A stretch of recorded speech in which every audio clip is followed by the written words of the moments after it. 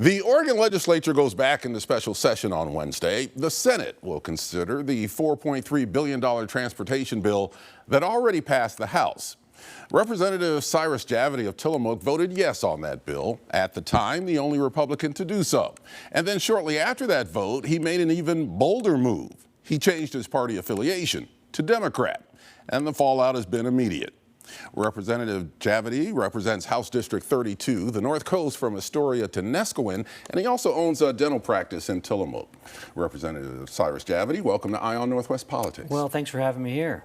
Well, in your announcement on social media, you said, quote, "What's changed isn't me, it's the party I once called home." What do you mean by that? What I mean by that is that over the course of this last session, every important priority for the Oregon North Coast that I brought forward in the legislature was opposed by the Republican Party. And these were things that normally would be right in their wheelhouse, whether it was protecting rural health care, ensuring that students had access to books that they wanted to read that reflected who they are, protecting freedom of speech, and whereas the Democrats, on the other hand, were willing to work with me to champion those ideas. And then what we see broader happening nationally just doesn't reflect the Republican Party that I initially joined back in 2012. How long had you been considering switching parties? For a couple of months, since the end of session. And what was the straw that broke the camel's back, so to speak? You know, the biggest straw was, like I said, there were several policies that were very important to the North Coast. And it wasn't just that the Republicans were opposed to the idea because it was bad for their district. They were adamantly opposed to it and fighting against it, in my opinion, to protect special interests. And so I saw that instead of wanting to solve problems that were important for the people that I represent, they wanted to make sure they were synced up with a broader national agenda or re-election agenda for the Republicans. And for me, that was a problem. And so I needed to decide whether I was going to continue with that party or whether I needed to do something differently. Now, Republicans are not happy about this. Sure. Basically, in the House, you've extended the Democrat majority there. Mm-hmm. So what's been the feedback from the Republican Party, and how are the Democrats welcoming you into their party? Okay, good question. The immediate response from the Republican Party was that they're very upset, they feel betrayed, and that they reached out through all sorts of nasty emails. There was a damage done to my office almost immediately, and then on the other hand, the Democrats have welcomed me with open arms. I've received messages from across the district, across the state, the country, and the world as people have, for whatever reason, decided to pay attention to a little legislator from the Oregon North Coast switching parties. And no matter where I go, people are saying, thank you for your courage, thank you for standing out. And for me, that's not why I did it, right? I did it because the policy was right and because I was frustrated with the direction of the party. And so it's definitely been a mixed bag of reactions from both sides of the aisle. You're running for a third term next year, and there's already a recall petition against you. And the chief petitioner says you no longer represent your constituents who voted for you as a Republican. How do you respond to that? Well, I mean, I think two things. One, as an elected official, we sometimes run as a Democrat or a Republican. But once we're elected, we swear an oath to the Constitution. We promise to represent everybody in our community. And especially in my district, it is actually slightly more Democratic than Republican. And of that other group, the independents or the non-affiliated, are even larger than both of those combined. So when I approach my job, I think of it as my responsibility to represent every single person, regardless of what party they might represent. As far as I'm not representing the party anymore, I think that she's probably not wrong. I mean, honestly, where the party is now is not where the party was even 10, 15 years ago.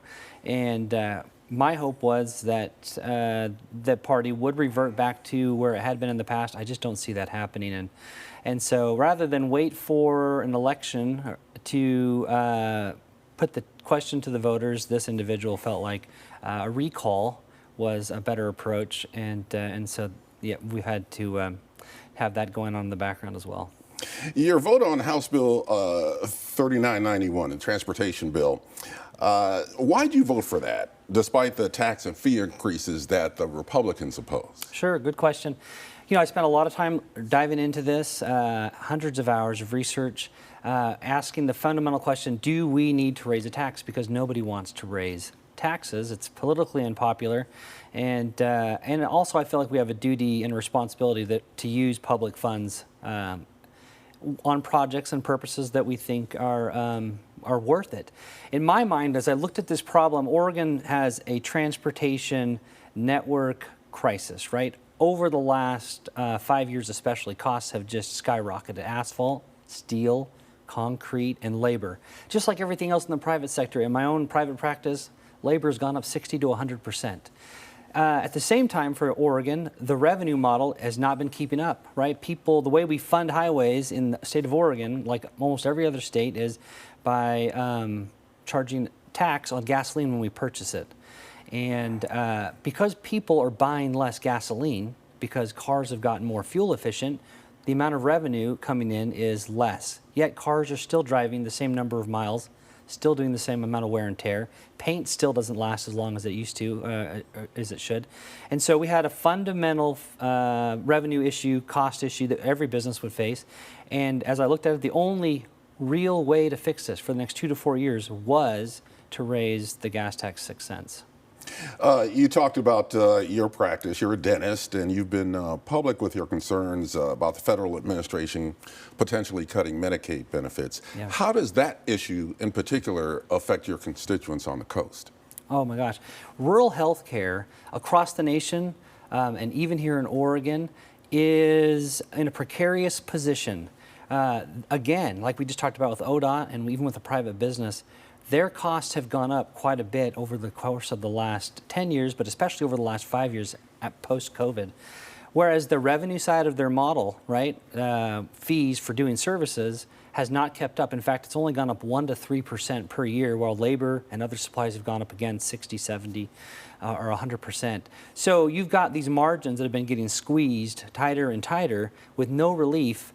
And where we are now is with H.R. 1, the big beautiful bill, and the state had to make some decisions about what we would do to make sure we kept hospitals and healthcare systems afloat in rural communities, and that meant expanding the Medicaid provider tax, making sure that 340B funding, which was funneling money from pharma into hospitals, stayed in place, because just knocking one of those legs out from under the stool will cause severe financial distress for some of our rural hospitals, and we're seeing that already across the state. Oregon Health Authority, just in the last couple of weeks, released a report that the hospitals in Oregon have lost $300 million in the first quarter of 2025.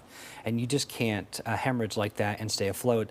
And that means potentially really losing healthcare access to communities who desperately need it. We've got less than a minute to go here, but now that you switch parties from Republican to Democrat, Yeah.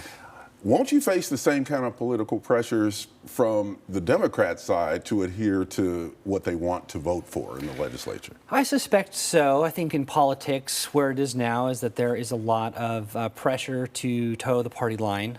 But I think there's also a real appetite for policymakers to come, do the homework, and make the tough choices.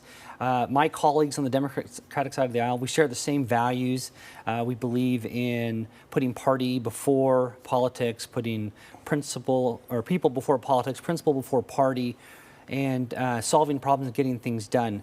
They respect where I'm at. They realize I'm coming from a different party. I'm going to have slightly different goals and way of looking at things, and they've assured me that they value that and that we'll be able to work together, and that I won't always be voting yes on every single policy that the Democrats advance, but also will be voting yes quite a bit.